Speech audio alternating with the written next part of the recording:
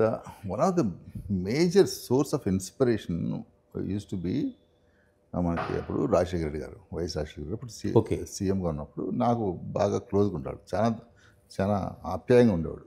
హ్మ్. నేను ఇప్పుడు జగన్ గారి పిల్లలు కానీ శర్మిల గారి పిల్లలు కానీ ఇద్దరు నేను చూసేవాడిని. ఎందుకని నేను ఇంటికి వెళ్తుండేవాడిని, బాగా మాట్లాడుతుండేవారు, అడుగుతుండేవాళ్ళు. హ్మ్. సో దాదాపు నెలలో 2-3 సార్లు కలుస్తుండేవాడిని. సో నేను 2007లో మేము హాస్పిటల్కి ఇనాగరేషన్కి వారిని, శ్రీమతిని విజయం గారిని ఇద్దరిని రమ్మని చెప్పాను. అప్పుడు హాస్పిటల్ అంతా తిరిగి చూసి ఇన్ని ఐసీయూ బెడ్స్, హ్మ్. 4 థియేటర్స్ ఇన్ని చూసి పోయి కారెక్కేటప్పుడు అడిగాడు, చాలా ఇన్వెస్ట్మెంట్ పెట్టావు, వర్కౌట్ అవుద్దని అడిగాడు. హ్మ్. సరే ఎందుకంటే సాయంకాలం ఇంటికి రా మాట్లాడుకున్నాం. Is also doctor. అవును. సాయంకాలం ఇంటికి వెళ్ళాను. ఇంటికి వెళ్తే ఇప్పుడు ఇలా చాలా ఇన్వెస్ట్మెంట్ ఎంత 25 crores పెట్టావు, వర్కౌట్ అవుతుంది చిన్నపిల్లలు అంతవరకు అంత చదివితే ఆల్రెడీ ఇది ఎక్స్పెన్స్ అవ్వద్దు కదా, అఫోర్డబిలిటీ ఉందంటే అప్పుడు నేను ఒకటి చెప్పా. నేను మామూలుగా బయట సార్ అంటాం కానీ ఇంటికి పోయినప్పుడు అన్న అంటాం. అన్న ఇప్పుడు మనం ప్రజలు కోరుకునేది రిజల్ట్. ఓకే. రిజల్ట్ ఇవ్వగలిగితే ఆదిలాబాద్ నుంచి రెడ్ బస్కు తీసుకొస్తారు, మన కడప కర్నూలు నుంచి కూడా వస్తారు, ప్రాబ్లమే లేదు. కాకుండా ఏంటంటే ప్రతి తల్లిదండ్రులకి ఆశనే ఉంటుంది వాళ్ళ బిడ్డను బతికించుకోవాలని. దానికి వాళ్ళు ఎంతైనా శ్రమ పడతారు, ఎంతైనా ఖర్చు పెట్టేదానికి కూడా రెడీగా ఉన్నారు. కాబట్టి ఆ రిజల్ట్ అనేది మనం ఇవ్వగలిగితే సో నో ప్రాబ్లం అని చెప్పా. అటువంటిప్పుడు నీకు చాలా పెద్ద ఆపర్చునిటీ ఇమీడియట్గా. Then it's a huge opportunity for your. Okay.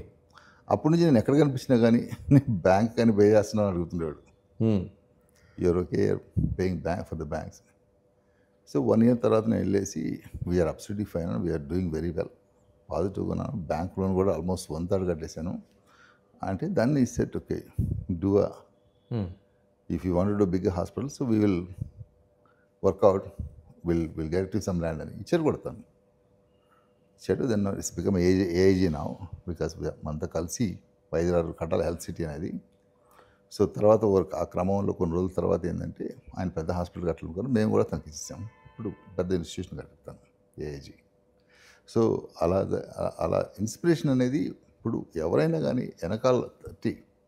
ఇంకోసారి మన చంద్రబాబు నాయుడు గారు ఒకసారి చెప్పారు, ఒకసారి ఎప్పుడు ఫ్లైట్లో వెళ్తుంటే మనకున్న ఒకే ఒకటి ఎంటర్ప్రెన్యూర్షిప్, ధైర్యం.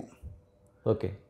మేము మనకి ఎవరైనా మేము కన్నా ఇది చేస్తే బాగుంటుంది చేయండి అంటే జనరల్గా రెస్పాన్స్ ఫ్రమ్ మన తెలుగు ఎంటర్ప్రెన్యూర్స్ దగ్గర నుంచి చాలా పాజిటివ్గా ఉంటుంది. The positivism is something which is made us to do very well in businesses, whether contracts అయితేనేమి, వెదర్ ఇట్ ఇస్ హాస్పిటల్స్ అయితేనేమి, whether it is other industries అయితేనేమి. One of the important thing for Telugu people is the entrepreneurship. So అది మనకు చాలా రిచ్గా ఉంది. So అందుకని మన స్టేట్లో ఎంటర్ప్రెన్యూర్షిప్ అనేది ఎప్పుడు బాగుంటుంది. The growth and development of the state is డోకా ఉండదు. So these are all positive inspirations from the leaderships.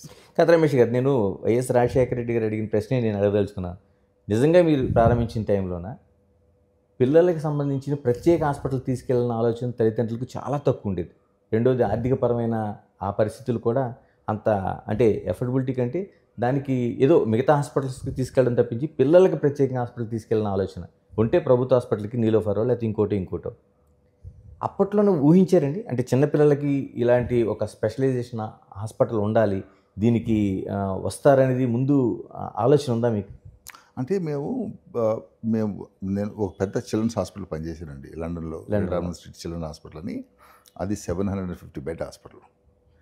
That is a centre of excellence for entire UK and Europe. Okay. So అక్కడ పనిచేసినప్పుడు there is a private wards ఉండేది, 200 beds private ఉండేది. చాలామంది India, Pakistan and Arab దేశాల నుంచి కూడా వచ్చేవాళ్ళు. So వాళ్ళు వచ్చి ట్రీట్మెంట్ కోసం వచ్చేవాళ్ళు. అది స్మాల్ ప్రపోర్షన్ ఇటు కాకుండా అదే మనం ఇండియాలో పెడితే దెర్ ఇస్ సిగ్నిఫికెంట్ అఫోర్డబిలిటీ ఉంది అప్పటికి కూడా. So there is no problem.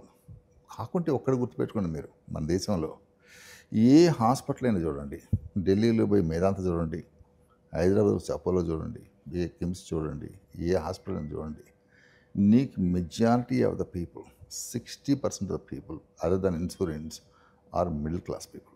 Okay. ఎక్కడైనా చూసుకోండి.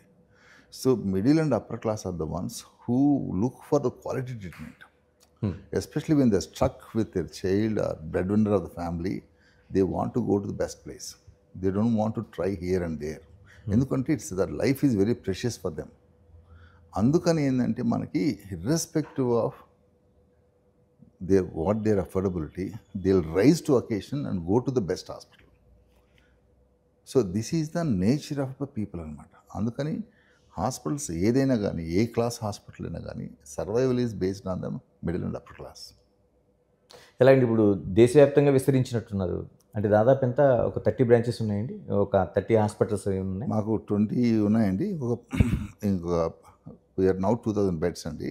Okay. So about 19 hospitals. 19 hospitals. And మనం Hyderabad majority the beds, number of hospitals. తర్వాత బెంగళూరు, విజయవాడ, వైజాగ్, ఇప్పుడు రాజమండ్రి చేస్తున్నాం అప్కమింగ్ రాబోయే దాంట్లో. చెన్నైలో ఒక 3 హాస్పిటల్స్ ఉన్నాయి. ప్లస్ ఇప్పుడు ఢిల్లీలో ఒక హాస్పిటల్ రన్ చేస్తాం. ఒక ట్రస్ట్ హాస్పిటల్ మేము రన్ చేస్తాం ఢిల్లీలో, సౌత్ ఢిల్లీలో, సాకేత్లో. Now we're building a large hospital base in Gurgaon. Almost 450 beds hospital ఢిల్లీలో కడుతున్నాం, గుర్గాంలో. So that is the entry, grand entry into the north. దాదాపు 6 స్టేట్లు ఉన్నట్టున్నారు. తెలంగాణలో ఇంకేమైనా విస్తరించే అవకాశం ఉందా? తెలంగాణ చూస్తున్నాం అండి. మన డిస్ట్రిక్ట్స్లో ఏమైనా ఆపర్చునిటీస్ ఉంటే వెళ్తాం. అంటే what we don't want to compete with the local pediatric small hospitals, but when there is opportunity to go as a specialty hospital, we'll go there.